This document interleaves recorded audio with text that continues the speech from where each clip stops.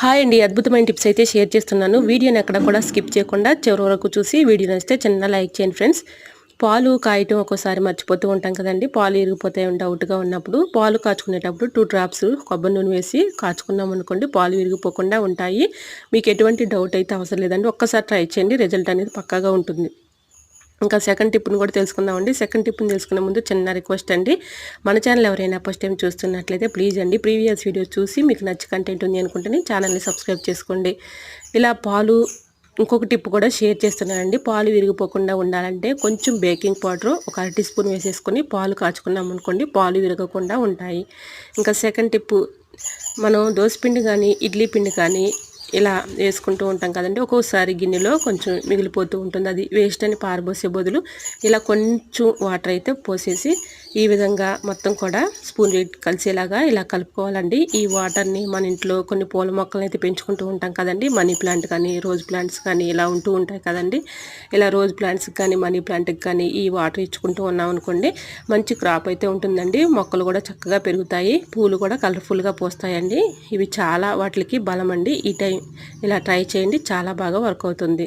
ఇంకా థర్డ్ టిప్ని తెలుసుకునే ముందు చిన్న రిక్వెస్ట్ అండి, ఈ టిప్స్లో ఏ టిప్ అయితే మీకు యూస్ఫుల్గా ఉందో, ఏ టిప్ అయితే బాగా నచ్చిందో తప్పకుండా కమెంట్ సెక్షన్లో కమెంట్ చేయడం మాత్రం మర్చిపోకండి ఫ్రెండ్స్.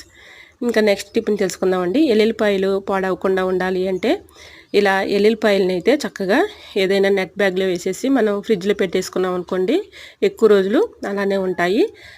ఇలా బంగాళదుంపలు పాడవకుండా ఉండాలంటే ఎల్లుల్లిపాయల ట్రైలో బంగాళదుంపలు పెట్టుకున్నాం అనుకోండి, చక్కగా పాడవకుండా ఉంటాయండి. ఇలా ఎల్లుల్లిపాయలని అయితే ఈ విధంగా చక్కగా ఒలిచేసుకొని, ఇలా నెట్ బ్యాగ్స్ అయితే ఉంటూ ఉంటాయి కదండి, మనం ఏదైనా వస్తువు కొన్నప్పుడు వస్తూ ఉంటాయి కదండి, ఇలా నెట్ బ్యాగ్లో ఎల్లుల్లిపాయలను పెట్టుకొని ఫ్రిడ్జ్లో పెట్టుకున్నాం అనుకోండి, ఎన్ని రోజులున్నా కూడా పాడవకుండా ఉంటాయండి. ఒక్కసారి ట్రై చేయండి, చాలా బాగా వర్క్ అవుతుంది.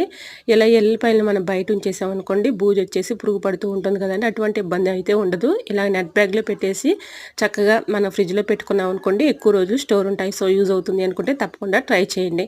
ఇంకా ఫిఫ్త్ టిప్ని అయితే షేర్ చేస్తున్నానండి. టమాటాలు పాడవకుండా ఉండాలి అంటే ఈ టిప్ అయితే ఫాలో అయిపోండి.